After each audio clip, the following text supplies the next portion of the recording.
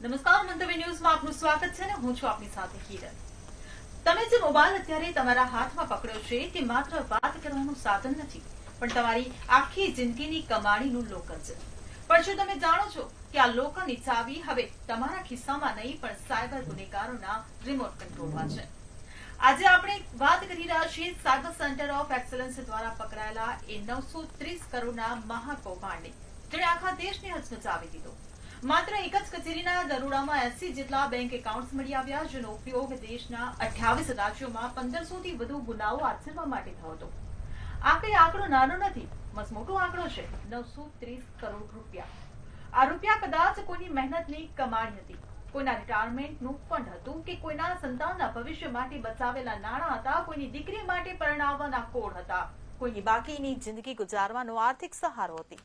અને એટલે જ આંકડો આપણી સિસ્ટમની સુરક્ષા સામે એક મોટો પ્રશ્નાર્થ ચિહ્ન છે। ગુનેગારો હવે દરરોજ નવી મોડસ ઓપરેન્ડી લાવી રહ્યા છે। ક્યારેક તે ડિજિટલ અરેસ્ટના નામે તમને ડરાવે છે, તો ક્યારેક ઇન્વેસ્ટમેન્ટ ટિપ્સ આપીને તમને લલચાવે છે, ક્યારેક વીજળીનું બિલ બાકી હોવાના બહાને મેસેજ આવે છે, તો ક્યારેક વર્ક ફ્રોમ હોમની લાલચ આપીને તમારું આખું એકાઉન્ટ સાફ કરી દેવામાં આવે છે। ડિજિટલ ઇન્ડિયાના આ યુગમાં આપણે મોબાઈલના એક ક્લિક પર લાખોના વ્યવહાર કરીએ છીએ, પણ આ જ સુવિધા સાયબર ઠગો માટે હવે મલાઈદાર રસ્તો બની ગઈ છે।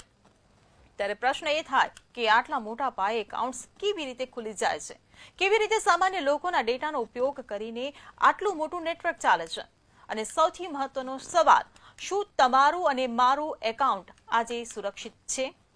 તમારા એકાઉન્ટને ડિજિટલ તિજોરી કેવી રીતે બનાવવી, બેન્કિંગ ફ્રોડથી બચવા કઈ સાવધાની રાખવી, અને જો તમારી સાથે છેતરપિંડી થાય તો તમારે શું કરવું જોઈએ? ત્યારે ડિજિટલ ડાકુઓ નવી માયાજાળ રચી રહ્યા છે, અને તમારા બેંક ખાતા પર સાયબર ફ્રોડનું જે જોખમ મંડરાઈ રહ્યું છે તેનાથી સાવધાન રહેવાની હવે જરૂર છે। હવે માત્ર આપણને જ નહીં પરંતુ બેંક ખાતાને પણ સુરક્ષા કવચની જરૂર છે, કારણ કે ડિજિટલ ફ્રોડની આ દુનિયામાં તમારું બેંક ખાતું સુરક્ષિત છે કે પછી જોખમમાં તે કોઈ જ જાણતું નથી, ને એ જ સૌથી મોટો સવાલ છે। 930 કરોડના ફ્રોડ પછી હવે ખરેખર જાગવાનો સમય આવ્યો છે। ત્યારે વધી રહ્યા છે જે સાયબર એટેક, ત્યારે થઈ રહ્યો છે સવાલ કે તમારા ખાતા પર કોની છે નજર, તેની પર જ કરીશું આજનો સીધો સંવાદ।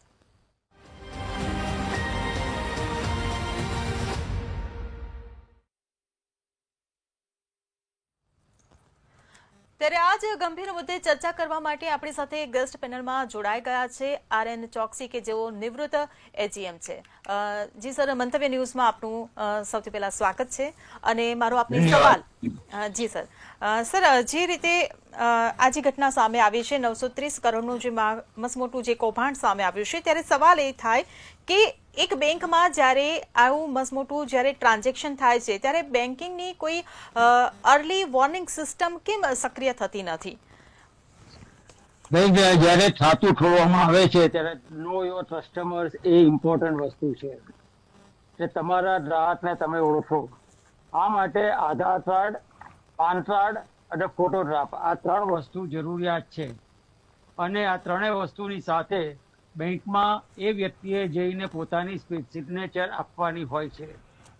પણ જ્યારે ડિજિટલ યુગની અંદર ઓનલાઈન એકાઉન્ટ ઓપન થાય છે ત્યારે ખાલી નંબર જ આપવામાં આવે છે, અને એની અંદર ઘણા બધા મિસચીવિયસ થયા પછીના નંબરો જાય છે। એ આપણે જાણીએ, આધારમાં એડ્રેસ બદલાઈ જાય છે, પછીથી ફોન નંબર બદલાઈ જાય છે, એને લીધે આ બધા પ્રશ્નો થાય છે। ભૂતકાળમાં ડિજિટલ પેમેન્ટની સિસ્ટમ નહોતી, ડિજિટલ એકાઉન્ટ ઓપનિંગ સિસ્ટમ નહોતી, ત્યાં દરેક જણે પોતે બ્રાન્ચમાં જઈને પોતાનું ખાતું ખોલાવવું પડતું હતું, અને જો જોઈન્ટ એકાઉન્ટ હોય તો જેટલા પણ ખાતાદાર હોય બધાએ બેંકમાં રૂબરૂ જઈ અને દરેક જણે પોતાના નો યોર કસ્ટમરની પૂરેપૂરી ડિટેલ આપવાની હોય છે। એમાં આધારનું એડ્રેસ અને સાથે એને અત્યારે કયા એડ્રેસ પર રહે છે એ પણ એને પ્રૂફ આપવાની હોય છે। એટલે ઘણી જે રાત્રે મારું આધાર એડ્રેસ માંજલપુરનું છે, પણ હું અત્યારે અમદાવાદમાં રહું છું, તો અમદાવાદમાં જે મકાનમાં રહેતો એનું મેં ભાડા કરાર કર્યો હોય તો એની પ્રૂફ પણ એને આપવાનું હોય છે। આજે બેંકો બધા ખાતા ખોલવા માટે જે પણ મન થાય એ પ્રમાણે મન ઝડપ રીતે એકાઉન્ટ ઓપન કરી દે છે, અને એ જ લાલચે કે ભાઈ મારું એકાઉન્ટ, નંબર ઓફ એકાઉન્ટ મારા વધ્યા છે આ વર્ષે, દરેક બેંક પોતાના ગ્રાહકો વધારવા માટે એક ચડતા ચડતીની અંદર આવી શોર્ટકટ મેથડ અપનાવે છે। જી બિલકુલથી સર, પરંતુ સવાલ તો પણ ઊભો થાય છે કે એક બે એકાઉન્ટની વાત હોય તો સમજ્યા, પરંતુ અહીંયા તો 80 એકાઉન્ટ માં આ જે કૌભાંડ આચરવામાં આવ્યું છે, તો આટલા બધા એકાઉન્ટ બેંકની નજરમાંથી કેમ બચ્યા, બેંકની નજર કેમ ન પડી? બેંકની અંદર જયારે ઓનલાઈન થાય છે ત્યારે બ્રાન્ચની અંદર ટ્રુ ઇન્ફોર્મેશન હોતી નથી. ઓનલાઈન ડાયરેક્ટ મેઇન સર્વર ઉપર થાય છે, એટલે બ્રાન્ચને ખબર પડતી નથી. જી બિલકુલથી, તો આ રીતે ફ્રોડ ના થાય, જ્યારે તમે KYC ની વાત કરો છો તો એક ગ્રાહકે અને બેંકના કર્મચારીએ બંને શું તાલમેલ રાખવો જોઈએ, શું એમાં સાચવણી કરવી જોઈએ, શું ધ્યાને રાખવું જોઈએ? ગ્રાહકને પર્સનલી બોલાવવા જોઈએ અને આધારની અંદર હવે આધાર કાર્ડની સાથે થંબ ઇમ્પ્રેશન પણ વેરીફાઈ થઈ શકે છે, એ બંને વસ્તુ કરવી જોઈએ.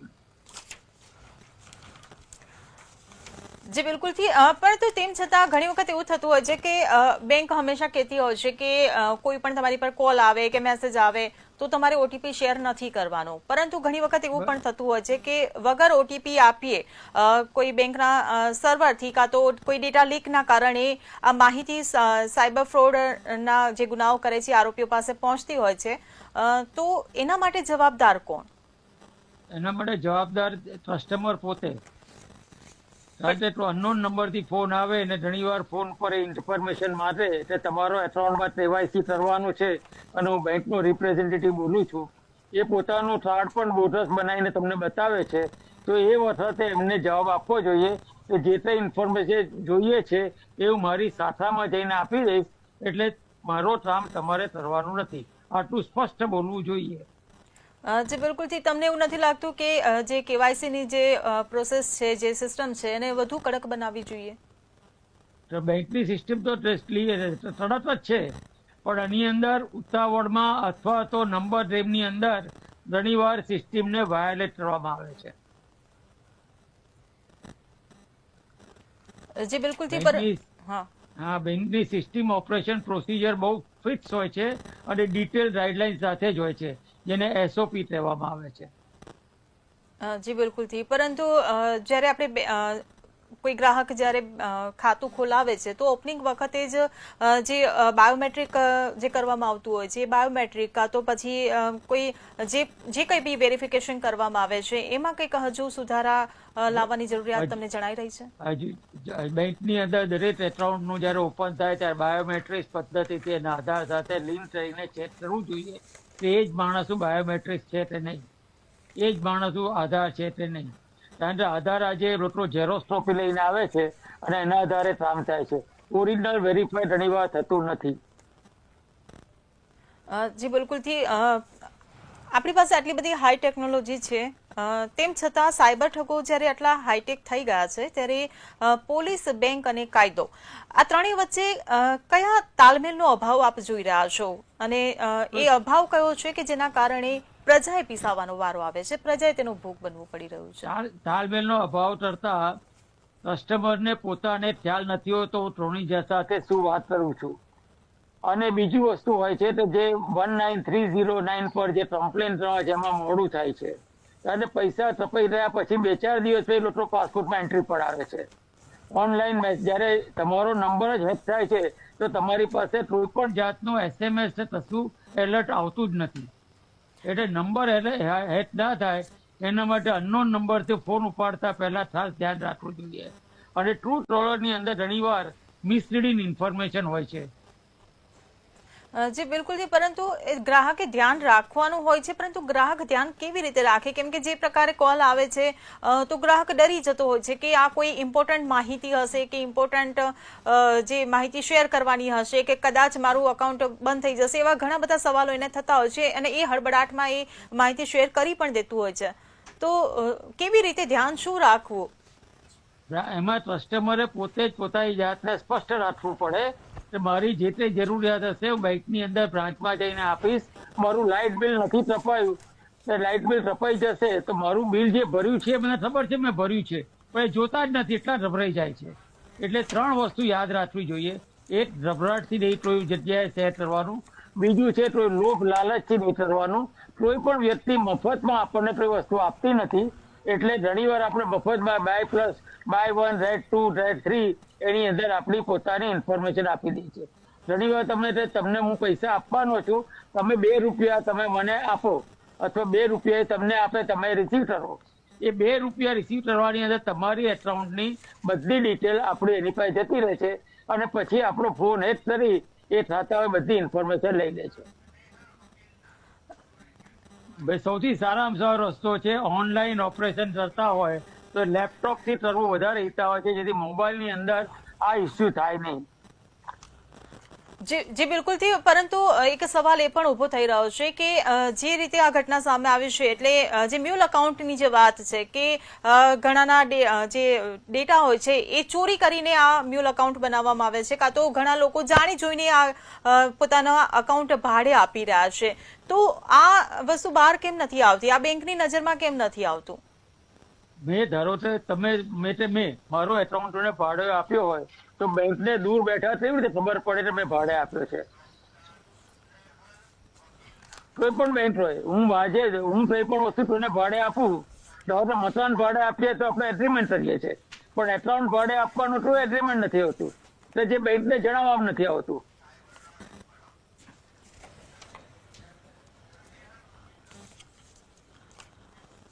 તો આપણી સાથે અન્ય એક ગેસ્ટ પેનલમાં જોડાઈ ગયા છે ડોક્ટર સ્નેહલ વકીલના સીએ સાયબર ફ્રોડમાંથી આપણી સાથે જોડાયા છે. સૌથી પહેલા તો સ્નેહલભાઈ આપનું મંતવ્ય ન્યૂઝમાં સ્વાગત છે. અને જે રીતે સાયબર ફ્રોડના જે કિસ્સા વધી રહ્યા છે, ક્યાંક ને ક્યાંક હવે ગ્રાહકોને જાગૃત થવાની ક્યાંક ને ક્યાંક જરૂરત લાગી રહી છે. અને પર્ટિક્યુલર જો આપણે આ કિસ્સાની વાત કરીએ તો આ 80 ખાતા કોના નામે હતા? શું ગરીબ મજૂરો કે સામાન્ય લોકોના દસ્તાવેજો ચોરી કરીને આ મ્યુલ એકાઉન્ટ ચલાવવામાં આવી રહ્યા હતા કે પછી જાણી જોઈને ભાડે એકાઉન્ટ અપાયા હતા? શું કહેશો? વેલ મેમ, આ જે મ્યુલ એકાઉન્ટની અગર આપણે વાત કરીએ તો મ્યુલ એકાઉન્ટ અત્યારે આપણે એમ કહી શકીએ છીએ કે સિસ્ટમનો એક એવો પાર્ટ બની ગયો છે કે લોકોને મેન્યુપ્યુલેટ કરીને આવા ખાતાઓ બનાવવામાં આવતા હોય છે. એટલે ઘણી બધી ફેરી એવું હોતું હોય છે કે કોઈ તમારો સંપર્ક કરે છે કે તેઓ તમારો પોર્ટફોલિયો મેનેજ કરશે, બટ બીકોઝ કે તમારું ને એમના વર્કિંગમાં કોઈ ડિસ્ક્રિપ્શન નહીં થાય એટલે એ લોકો તમારા જે આધાર કાર્ડ છે, પાન કાર્ડ છે, તમારા બીજા લોગિન ક્રેડેન્શિયલ છે એ લઈ લેતા હોય છે અને પછી તમારા બિહાફમાં તેઓ તમારું એકાઉન્ટ ઓપરેટ કરે છે, જેની સામે એ લોકો તમને એક સારો એવો સમ આપે છે, પૈસા આપે છે કે જે આપણે એમ કહી શકીએ છીએ કે તમને એન્ચાન્ટ કરી દે છે. સિમિલરલી આમાં રિસ્કી વસ્તુ ક્યાં થઈ જાય છે કે એ લોકો તમારા નામનો સિમ કાર્ડ બી લઈ લે છે. એટલે જ્યારે એ લોકો તમારા નામનો સિમ કાર્ડ લઈ લે છે, ઓનલાઈન ટ્રાન્ઝેક્શન એ લોકો તમારા બિહાફ પર કરે છે, પછી સાયબર ક્રાઇમના જે બી મની છે એ ડાયરેક્ટલી ઇનડાયરેક્ટલી આ જ એકાઉન્ટમાં આવતા હોય છે કે જે આ વ્યક્તિના નામ પર હોય છે, જે ડાયરેક્ટલી ઇનડાયરેક્ટલી વિક્ટિમ જ બને છે.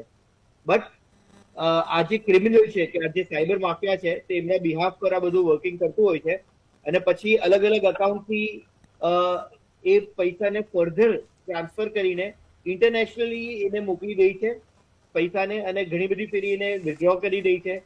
અને જ્યારે બી વિક્ટિમ જે એકચ્યુઅલી વિક્ટિમ બનીને એ કમ્પ્લેન કરે છે ત્યારે આ મ્યુલ એકાઉન્ટ જે છે તે ફ્રીઝ કરવામાં આવતું હોય છે.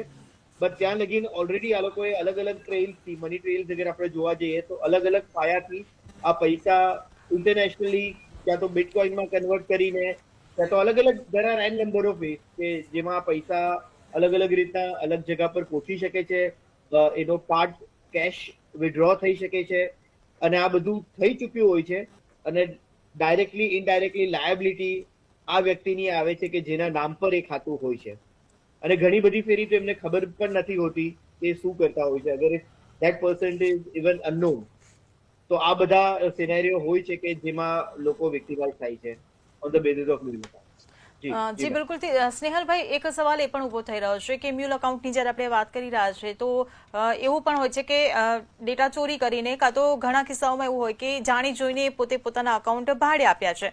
ત્યારે કાયદાની દ્રષ્ટિએ જો જોવા જઈએ તો જેમાં જે લોકોએ પૈસાની લાલચમાં પોતાના એકાઉન્ટ્સ જો ભાડે આપ્યા છે તો એ લોકો પર કાયદાકીય કેવી કાર્યવાહી થશે? શું એમને જેલ થશે? કઈ કલમો લગાવવામાં આવશે? આખી પ્રોસેસ શું રહેશે? જી હવે આમાં અગર તમે એમ કહેવા માંગો છો કે જ્યારે એવા સિનેરિયો હોય છે કે જેમાં જે વ્યક્તિ છે તેને ખબર છે અને ઇન્ટેન્શનલી એમનો ડેટા શેર કરે છે. હવે આમાં અગર આપણે જોવા જઈએ તો BNS ના ઘણા બધા સેક્શન્સ લાગશે, આ ઉપરાંત જે મેઇન સેક્શન લાગશે તે છે આઈટી એક્ટ, કે જે આઈટી એક્ટ નો સેક્શન 66 છે, 43HI છે, ઇવન 66CD છે, કે જેને આપણે એમ કહી શકીએ છીએ કે આઈડેન્ટિટી ફ્રોડ કરવામાં આવતું હોય છે. જ્યારે આ વ્યક્તિને તો ખબર જ છે કે એની આઈડેન્ટિટી કોઈ બીજું યુઝ કરીને ફર્ધર મેન્યુપ્યુલેટ કરે છે, બટ ધેન ઓલ્સો ઇન્ટેન્શનલી આમાં મોટિવ ઇઝ વેરી ઇમ્પોર્ટન્ટ.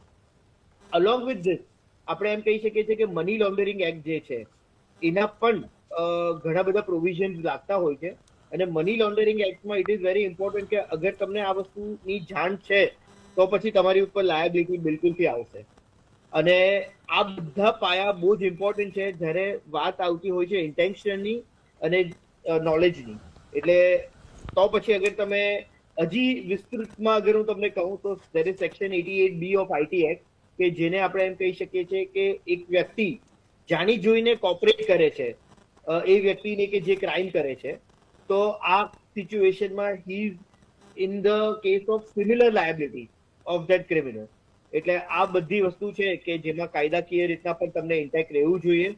અને અગર તમને ખબર હોય છે કે આ વસ્તુનું શું યુઝ થવાનું છે તો પ્લીઝ કીપ યોર સેલ્ફ અવે, કારણ કે આમાં તમને લોભામણી લાલચ બહુ ઓછી દેખાશે, બટ ફ્રેન્કલી લાયબિલિટી બહુ મોટી છે. જી જી બિલકુલથી આપણે જો સાયબર અટેકના કિસ્સાની વાત કરી રહ્યા છે, ડિજિટલ અરેસ્ટના કિસ્સાની વાત કરી રહ્યા છે, ત્યારે મારે તમારી પાસેથી એ પણ જાણવું છે કે અત્યારે જે કિસ્સાઓ વધી રહ્યા છે એ માલવેર હોય કે ટાસ્ક ફ્રોડનો કિસ્સો હોય કે પછી જે સ્ક્રીન શેરિંગનો કિસ્સો હોય કે પછી સિમ સ્વેપિંગનો કિસ્સો હોય, આ બધા જ કિસ્સાઓમાં હવે જે સતત વધારો થઈ રહ્યો છે, આખરે આ બધા ક્રાઇમ છે શું અને એનાથી જાગૃત કેવી રીતે રહેવું એ અમારા દર્શક મિત્રોને જરા સમજાવો. જી, હવે આમાં હું તમને એક બિલકુલથી વાત કરીશ મેમ, કે એક ટાઈમ એવો હતો કે ક્રિમિનલ તમારા ગેજેટને હેક કરતા હતા તમારા લગીન પહોંચવા માટે, બટ હવે સીન એવો ચેન્જ થઈ ગયો છે કે ક્રિમિનલ તમને અને તમારા માઇન્ડને હેક કરે છે કારણ કે તમારા ગેજેટ લગીન પહોંચી શકે, because everything now is in your gadget, is in your smartphone. એટલે કશે ને કશે તમારું સિમ કાર્ડ છે એ તમારા બેંક એકાઉન્ટની ચાવી છે. આ જે તમે ક્રાઇમ્સ કીધા એ અલગ અલગ ટાઈપની મોડસ ઓપરેન્ડી છે, which is kind of a social engineering attack. આમાં કઈ હાઈટેક હેકિંગ નથી થતું. આમાં ક્રિમિનલ તમારા માઇન્ડને હેક કરે છે કારણ કે એ તમારા ગેજેટ લગીન કે તમારી તિજોરી લગીન પહોંચવા માંગે છે, તમારા બેંક એકાઉન્ટ લગીન પહોંચવા માંગે છે.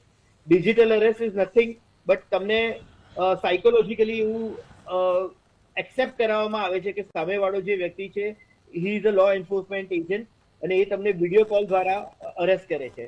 જ્યારે ડિજિટલ અરેસ્ટ જેવી કઈ વસ્તુ હોતી જ નથી. ફિઝિકલ અરેસ્ટ હોઈ શકે છે, ડિજિટલી તમને કોઈ અરેસ્ટ ક્યારે નથી કરી શકતું. સિમિલરલી તમે વાત કરો છો સિમ સ્વેપિંગ છે. અત્યારે હું તમને કહીશ કે આ બધી મોડસ ઓપરેન્ડીમાં ડાયરેક્ટલી ઇનડાયરેક્ટલી ક્રિમિનલ તમારી જ પાસેથી તમારો ડેટા લે છે અને તમને મેન્યુપ્યુલેટ કરે છે અને તમને વિક્ટિમાઇઝ કરે છે. હું એક કિસ્સો તમારી સાથે બિલકુલથી અહીંયા શેર કરીશ, જેમાં તમે કોઈ ઓટીપી નથી આપતા, તમે કોઈ લિંક ઉપર ક્લિક નથી કરતા, બટ તમે ખાલી કોલ લવ છો અને કોન્ફરન્સ કોલ, સમજો કે તમે કોઈનો કોલ લીધો અને એમણે તમને કીધું કે કોઈ બીજો વ્યક્તિ તમને હમણાં કોલ કરશે અને આપણે 3 કોન્ફરન્સ કોલમાં વાત કરીએ. એ બીજો કોલ તમારી પર આવે છે અને તમે જસ્ટ મર્જ કરો છો એ કોલને અને તમારું અકાઉન્ટ બિલકુલ કોમ્પ્રોમાઇઝ થઈ શકે છે. આ એવી રીતના થાય છે. આ બી એક સોશિયલ એન્જિનિયરિંગ અટેક છે. આ કેસમાં એવું થતું હોય છે કે સામે જે તમારી પર કોલ આવે છે that is your OTP call. જેમ ઓટીપી એસએમએસમાં આવે છે તેમ કોલમાં પણ આવી શકે છે. So this is a kind of an OTP call અને જેવું તમે એને મર્જ કરશો એટલે એ ઓડિબલ થઈ જશે ક્રિમિનલને. એટલે આ બધી અલગ અલગ મોડસ ઓપરેન્ડી છે કે જેનાથી તમે જાતે જ તમારો ડેટા ક્રિમિનલને આપો છો વિધાઉટ એની હાઈટેક હેકિંગ. જી બિલકુલથી ચોકસી સાહેબ, હું આપને પૂછવા માંગીશ, જે રીતે સ્નેહલભાઈ હમણે જે વાત કરી કે તમારો જે સિમ કાર્ડ નંબર છે એ તમારા બેંકના ખાતાની એ જ ચાવી છે, હવે આપણે આ ચાવી બચાવી છે, શું કરવું પડશે? જનરલી બે ફોન રાખવા જોઈએ, તો 2 સિમ રાખવા જોઈએ. જે સિમ કાર્ડ આપણે યુઝર ના કરતા હોય ફક્ત ને ફક્ત બેંકના ટ્રાન્ઝેક્શન માટે જ હોય અને મોબાઈલ આપણે વાપરીએ જ નહીં. આ એક સેફેસ્ટ વસ્તુ છે.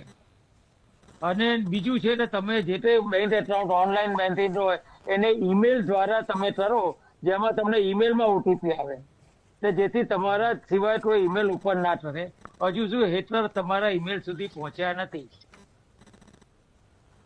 જી બિલકુલથી સ્નેહલભાઈ, હું આપને પૂછવા માંગીશ કે આપણે જે 930 કરોડના કૌભાંડની જે વાત કરી રહ્યા છીએ, 28 રાજ્યોમાંથી પીડિતો છે જેમના પૈસા ગયા છે. હવે કાયદાકીય રીતે જોવા જઈએ તો સામાન્ય રીતે જે લોકો પીડિત છે એમને એમના પૈસા પાછા મળશે કે કેમ એવી આશા છે કે નહીં? આ રિકવરીની આખી પ્રોસેસ શું હોય છે ને એ કેટલી અઘરી હોય છે? સી મેમ, આ વસ્તુ છે ને થોડું ડિબેટેબલ છે, કારણ કે તમે આમાં જ્યારે બી તમે કમ્પ્લેન કરો છો, ઇટ ઇઝ વેરી નેસેસરી કે તમે ઇમિડિયેટ કમ્પ્લેન કરો, કારણ કે હવે આફ્ટર આપણે એમ કહી શકીએ છીએ કે એક ટાઈમ એવો હતો કે ઇન્ટરનેટ હતું, હવે તો એઆઈ આવી ગયું છે અને there are so many parameters. એટલે કે એ અકાઉન્ટમાં જે પૈસા તમે કહો છો એ સેટ ઓફ અકાઉન્ટમાં, હવે એ અકાઉન્ટમાંથી કદાચ પૈસા ટ્રાન્સફર થઈ ગયા હોય, બિટકોઇનમાં કન્વર્ટ થઈ ગયા હોય, તો આવા બધા સિનેરીઓમાં there are less chances. But અગર જો તમે ટાઈમલી રિપોર્ટ કરી દો છો, કારણ કે આપણી જે સાયબર સેલ છે તેઓ તમારા સેવા માટે બિલકુલથી તત્પર રહી છે.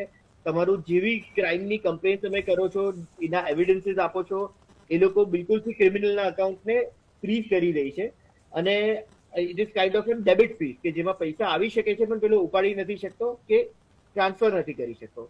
હવે એક ફેરી આ અકાઉન્ટ ફ્રીઝ થયું પછી તમને એના હોલ્ડ મેસેજીસ આવશે તમારા મની ટ્રેલને જોઈને, જે તમારા અનલોફુલ લોસ થયું છે તેના બેઝિસ ઉપર તમને તમારા બિહાફમાં એ લોકો એને ફ્રીઝ કરીને એ પૈસા હોલ્ડ કરી છે, જેના મેસેજ તમને મળશે. ત્યારબાદ એક કોર્ટ ઓર્ડર લેવાનો હોય છે. એ કોર્ટ ઓર્ડર પણ મોસ્ટ પ્રોબેબલ કેસમાં સેમ ડે તમને મળી જાય છે, because court are also very cooperative આવા કેસીસમાં. અને પછી તમને એક બોન્ડ સાઇન કરીને એમને આપવાના હોય છે, જે એ ઓર્ડરની સાથે એ લોકો મેલ કરતા હોય છે જે તે બેંકને. અને ત્યારબાદ બેંક વાળા આફ્ટર વેરીફાઈંગ ધ ઓથેન્ટિસિટી એ લોકો એન્ડ યોર બોન્ડ એ લોકો પાછા તમારા અકાઉન્ટમાં એ પૈસા પરત કરી દે છે. તો this is the whole procedure કે જે બેઝિસ ઉપર તમને તમારા મની પાછા મળી શકે છે. જી બિલકુલ. સ્નેહલભાઈ, એક સવાલ એ પણ ઉભો થઈ રહ્યો છે. તમે જે એઆઈ ટેકનોલોજીની વાત કરી, તો સાયબર જે ગુનેગારો છે એ અત્યારે એ જ એઆઈ ટેકનોલોજીથી છટકી પણ જતા હોય છે. તો તમને એવું નથી લાગતું કે આપણો જે વર્તમાન જે આઈટી એક્ટ છે તેમાં કંઈક કડક જોગવાઈ કરવાની જરૂર છે? મેમ, અત્યારે પ્રોબ્લેમ એ છે કે ઇન્ટરનેટ જે છે it is not limited to any particular country. અત્યારે આપણું નેટવર્કિંગ જે છે તે વધતું જાય છે. આમાં જે ઇન્ટરનેશનલ બાઉન્ડ્રીઝ અને ક્રોસ બાઉન્ડ્રીઝ જે ક્રાઇમ્સ થતા હોય છે, મોસ્ટ પ્રોબેબલી બધા જ ક્રાઇમ્સ કશે ને કશે એનું જે મની ટ્રેલ છે એ તમને ધ્યાનથી જોશો તો એ તમને ખબર પડશે કે તમારા કન્ટ્રીના જ્યુરિડિક્શનથી જ બહાર જતું હોય છે. એ લોકોના સર્વર્સ આપણા કન્ટ્રીમાં સિચ્યુએટેડ નથી હોતા. એટલે કડક કાયદા ખાલી એક કન્ટ્રી સુધી નિમિત્ત નથી. પ્રેક્ટિકલી આ જે કાયદાઓ છે તેનું કોર્ડિનેશન બધી જ કન્ટ્રી સાથે થવું જોઈતું હોય છે. અને internationally it is very important. આવા ઘણા કન્વેન્શન્સ પણ છે.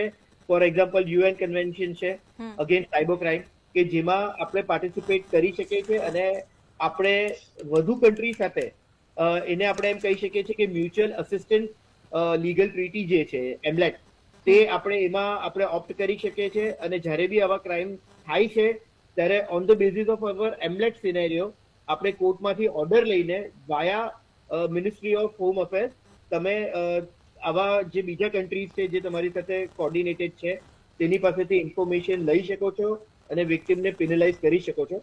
But this is practically a long process. એટલે આ વસ્તુને હજી સારી રીતના ઇમ્પ્લિમેન્ટ કરી શકાય તેના માટે આપણે કંઈક ને કંઈક ઇનપુટ બિલકુલ વિચારવું બી જોઈએ અને ઇમ્પ્લિમેન્ટ પણ કરવું જોઈએ.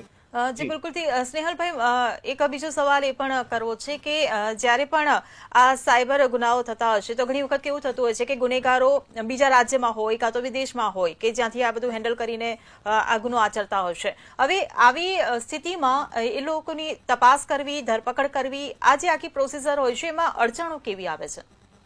વેલ, આમાં અડચણો એવી આવતી હોય છે કે અત્યારે ઇટ ઇઝ વેરી ગુડ કે આપણી પાસે there is a central cyber crime complaint number all over India અને there is a national portal કે જેની ઉપર તમે રિપોર્ટ કરી શકો છો. બટ આમાં હજી બી આપણે સારી ઇનપુટ એવી રીતના આપી શકીએ છીએ કે એક સ્ટેટ અને બીજા સ્ટેટને સંપૂર્ણ રીતના આપણે કોર્ડિનેટ કરીએ. અત્યારે આપણે બીજા સ્ટેટનું એક લિમિટેડ ઇન્ફોર્મેશન લઈ શકીએ છીએ આ પોર્ટલથી. ગુજરાતની તમને મેક્સિમમ ઇન્ફોર્મેશન મળશે, બટ હજી બી તમારામાં સ્કોપ ઓફ ઇમ્પ્રુવમેન્ટ છે કે આ જ રીતનું તમે ઇન્ડિયા વાઇઝ કે if possible cross border wise અગર થઈ શકે તો with all the restrictions and conventions તમે એને કોર્ડિનેટ કરો. આ ઉપરાંત આનું મેઇન કોર્ડિનેશન થવું જોઈએ વિથ બેંક, કારણ કે બેંક ઇઝ ધ પ્લેસ કે જ્યાં તમારા પૈસા હોય છે અને જ્યાંથી આ આખો ખેલ રચાય છે. સિમિલરલી ક્રિપ્ટો અસેટ્સ એટલે કે બિટકોઇન્સ હોય કે એથર કોઇન્સ હોય કે જે બી અલગ અલગ ટાઈપના ક્રિપ્ટો અસેટ્સ હોય તેના પ્રોપર લોસ એનું ઇમ્પ્લિમેન્ટેશન અને વેરિફિકેશન થઈને એને પણ કોર્ડિનેટ કરવા જોઈએ અને એમાં બી ટ્રાન્સપરન્સી હોવી જોઈએ કે જેના બેઝિસ ઉપર આપણે એક ઇમ્પેક્ટફુલ સિસ્ટમ બિલકુલથી બનાવી શકીએ. જી બિલકુલથી સ્નેહલભાઈ, એક છેલ્લો સવાલ એ પણ કે જે આ ડિજિટલ યુગ ચાલી રહ્યો છે, આ ડિજિટલ યુગમાં એક સામાન્ય માણસ પૂરેપૂરી રીતે સુરક્ષિત ક્યારે અને કેવી રીતે રહી શકશે? આ ડિજિટલ જે માયાજાળ છે એમાંથી કેવી રીતે બચી શકશે? આ તમારો જે ક્વેશ્ચન છે બહુ ઇન્ટરેસ્ટિંગ છે મેમ, બટ આમાં ડિજિટલી તમે ત્યારે સુરક્ષિત રહી શકો કે જ્યારે જેટલા બી પેરામીટર્સ છે એ બધા એકબીજાને કોર્ડિનેટ કરીને કોઓપરેટ કરીને ઇમ્પેક્ટફુલી વર્ક કરે. અત્યારે આમાં ઘણા બધા એવા પેરામીટર્સ છે કે જેમાં સ્કોપ ઓફ ઇમ્પ્રુવમેન્ટ મને દેખાય છે. તો અત્યારે એક સીધો સિમ્પલ રસ્તો એ જ છે કે you should have couple of bank account અને તમે એક અલગ જ બેંક એકાઉન્ટ રાખો જેનો સિમ કાર્ડ નંબર અલગ હોય અને જેમાં એક લિમિટેડ બેલેન્સ હોય.